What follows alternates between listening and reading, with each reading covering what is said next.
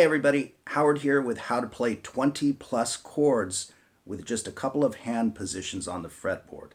One thing I've definitely noticed over the years with my students is that even people who have been playing for quite a while basically don't know enough chords. You know, there's so many chords to explore.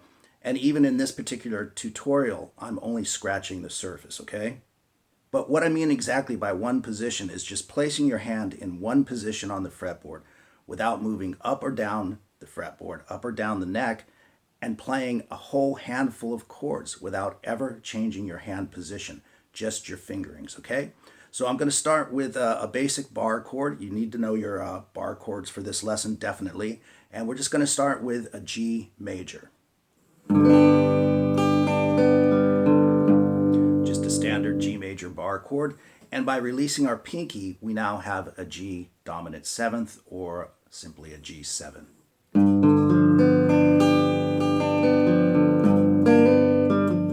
Very bluesy and cool sounding. And we can accentuate, if you will, that dominant seventh, the F note in the chord, by doubling it an octave higher at the 6th fret on the B string. Very Beatlesque, if you will. Now, by simply moving our pinky to the 5th fret on the B string, we have a G13. So right there you have 4 different chords played in one position. G, G dominant 7th, played a couple of different ways, and a G13. Now, if you move your pinky to the 5th fret on the G string, okay, you will be releasing your 2nd finger, of course. Now what you have is a G7 sus, which sounds nice, making its way back to a G chord. Okay. Now let's do a couple of jazz-flavored chords once again, right there in that same position, okay?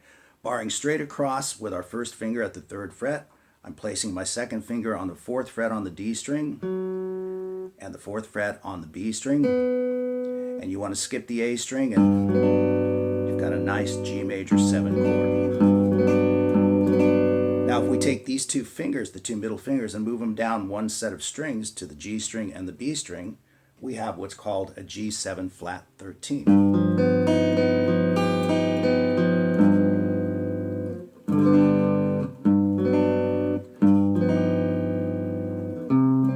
Begs to go to a C, right? So now that's 6 major flavored chords, if you will, just off of that same position. So let's move into some minors. Everybody knows a standard G minor. It's just like the major, but with your 2nd finger off. And just like with the dominant 7th, if we release that pinky, we now have a G minor 7. And just like the dominant 7th, we can accentuate that 7th by placing the pinky on the 6th fret on the B string once again. So now we've got G minor 7, played a couple of different ways.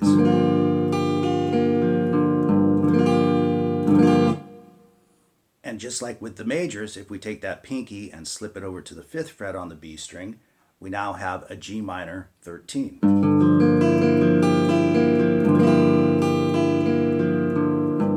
Pretty cool sounding chord, okay? So that's, 6, 7, 8, 9, I don't know how many chords, G chords based off of that one position on the fretboard, okay? All of these are from the 6th string, right? They're rooted in the 6th string, so you can move them all over the place. If you got a G13, you got a B flat 13, right? If you got a G major 7, you got a B flat major 7. These are all movable chords, so they're fantastic to learn. Now again, keeping my hand in the same position at the 3rd fret on the fretboard, let's form some chords off of the 5th string now. We'll start with a basic major, C major. And if we want to make a C sus4, as it's called, we can add the pinky to the 6th fret on the B string, and we have a sus4.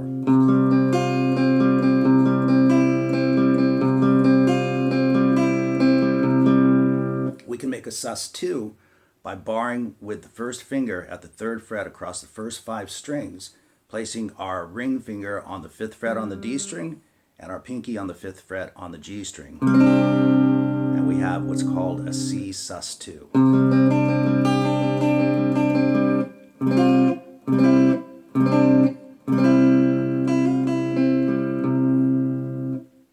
Now, staying with our first finger barring those first 5 strings at the 3rd fret, we can play a C dominant 7th by once again having the ring finger on the 5th fret on the D string, but now pull the pinky down to the 5th fret on the B string, and we have a C7. Now, heading back to the basic C chord, if we include the first E string, we bar all the way down to the bottom. That's a C6. And then staying once again in the same fingering position, we can play a C major 7, okay? Once again, barring at the 3rd fret, and then again, ring finger, 5th fret D string, pinky 5th fret B string, and then add the 4th fret on the G string. And we have a C major 7, a cool jazz chord, but it's been used by many in rock as well, okay? And then if we take the pinky off, we have a C major 7 sus2. So let's review those chords. That's quite a few, right? We started with C, sus4, sus2, C dominant 7th, C6, C major 7, and C major 7 sus2.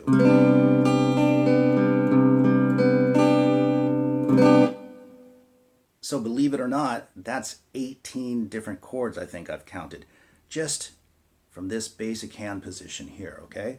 But let's continue on, okay? There's more chords that we can do that are C-based as well. Now, once again, using that same bar, the first finger across the first 5 strings, we can play what's called a C7 sus4. Okay? So once again, the ring finger is on the 5th fret on the D string, and this time the pinky is on the 6th fret on the B string, and of course we're barring with this finger.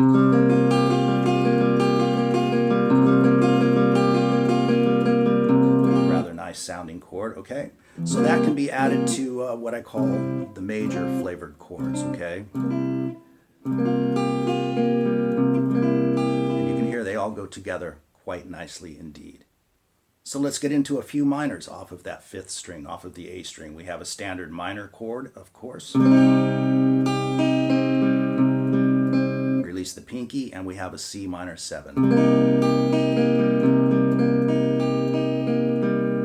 Release that second finger, and we have what's called a C7 sus2,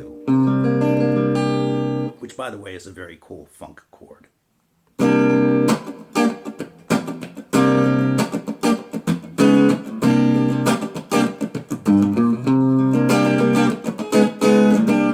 I just love it. Very Jeff Beck, if you will.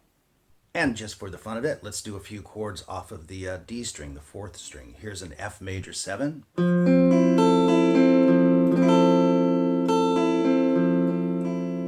Then we can make it an F7, a dominant 7th, an F minor 7,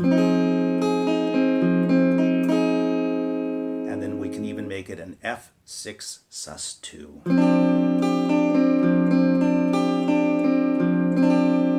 Once again, all of these chords are movable up and down the fretboard, okay?